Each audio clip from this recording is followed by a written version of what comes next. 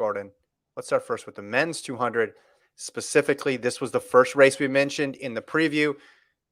Fred Kerley, Noah Lyles, and Andre de Grasse. This one goes to Noah Lyles, 19.72 with a plus 2.1 win, so not legal. Kerley ran him right to the line there, 19.75. I thought it was a win-win here. I thought Lyles, we talked about needing this win, needing this positive momentum going into the outdoor season, but Kerley held his own right there. And usually you see Lyles that last 70, 80 meters put distance on people, but you could see Kerley's 400-meter background come into play there. He is very strong in the second half of these 200-meter races. So I think both these guys come away with a lot of positives. I don't know if anything in this race, though, Gordon, changed my mind in terms of who's the number one ranked 200-meter runner in the world, because I'm still looking at that Arian Knighton 19.49. I know this one was different conditions.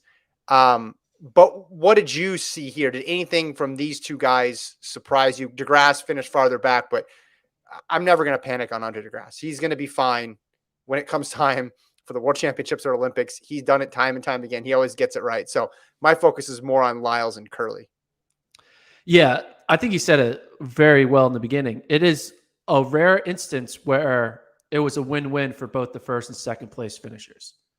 We said, Lyles running 19.7 is a great run for him. Mm-hmm. He doesn't need to be running 19.4s to challenge Knighton. Like, he can wait a little bit. He has the experience. He has the veteran prowess and mental fortitude to be able to handle not being 19.4 in May or April. But 19.7 is legit. If you run 19.7 in May, that says he's setting up his season well to be 19.5 shape come July, which I think July and August, which I think is ultimately what's going to take the win. I don't think no one's running 19.4 at Worlds, but if he's in 19.5 shape, I think that's enough to win it. And this is a good start. I mean, Lyles is staying under the radar, but doing a really good job. It's slowly getting better, improving, and just like kind of low key. Hey, let's not forget this guy won Worlds in 2019. Yeah. He was a medalist last year. He smoked the gold medalists. Like, Andre de Grasse is nowhere to be found in this race. So I think it looks good for Lyles. And then Kerley. 200's not his event. He wants it to be his event. We think it should be his event. Is it not his event anymore? Look up. He's getting more and more. I think he's figured out the 200. I just think the competition's real tough in that event. By not his event, I mean, I think he's better in the 100. I still think he can medal in the 2, but I think he has a better shot at winning gold in the 100 than the 200. Well, I think here's the situation, because they get 4 in both. Yeah. And I think the person that helps the most is Fred Kerley. Yes. Because he doesn't have either of those buys, and he can get on the team in both the 100 and the 200 now. But you look at his top 200-meter times now. So, I'll count this one, even though it was a 2.1, but this was the fastest he'd run all conditions in the 200. You got a 19.76. You have a 19.78, a 19.80, a 19.83. He's getting more and more consistent in the 200. He had a 19.77 last year in Lausanne, which was a plus 3.2. I think the days of being like, for some reason, great in the 1, great in the 4, but hasn't figured out how to make it click in the 2. I think that's the past now. I think he's a bona fide, legit 200-meter runner. He's great at those other things too, but I think we're seeing him consistently hit that 9.7s, and I think he's capable on a good day of getting in the 9.6s. And I think you're dead on. I mean, unless they move the World Championships to LSU, I don't think the winning time is going to be 19.4. Yeah. Right. I would pick the over on that. I could end up beating my words on this. I've done it several times, most recently today when I was watching the meet. But I just think 19.6 is going to get you in the mix. I think 19.5 will be good enough for gold when it all shakes out. Again, could be wrong. Could be completely wrong. We could have a series of historic championship performances where to get bronze, you had to do something out of this world. But I think Kerley if he can work into the 6s, I think he's in great shape for it. And this tells me that he is. Look at that progression in 2012 and 2013. He's running 22s in 21 seconds. You know where he was doing that at? That's the the Texas State meet where he was doing that? Yeah, must have been. Texas State meet, which is live on FloTrack right now. We had some races yesterday, today. I think races also tomorrow. So check that out.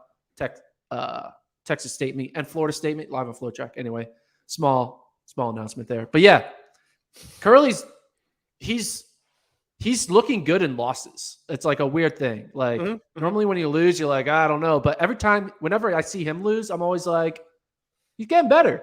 Yeah. Like he gets better when he loses in a weird way. I mean, look at it this way. Kerley can say, I just smoked the Olympic champion in the 200. That sounds good, right? And it does sound good. And I scared off the Olympic champion in the 100 because he got a little stomach virus. So he's like scaring off the 100-meter champion, smoking the 200-meter champion. Look at that. He's having a great month so far.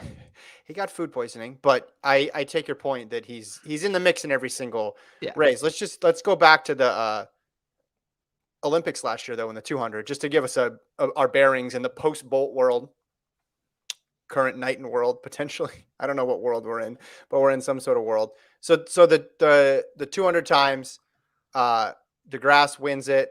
What did he go? He was 1962. Is that correct?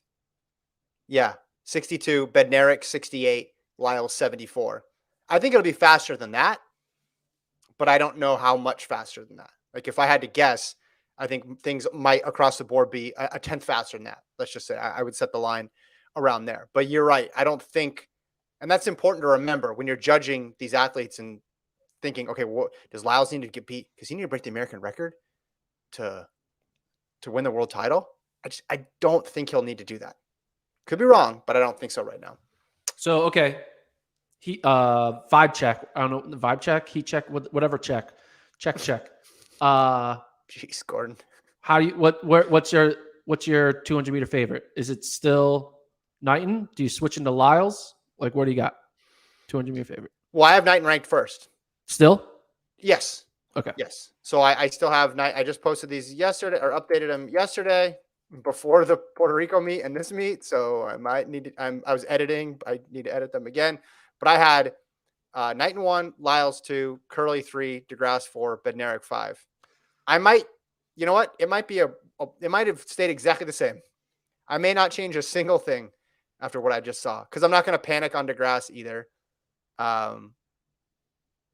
Yeah. I would panic on DeGrasse and I would give more love to Lyles. I think Lyles should be the favorite, but that's just me.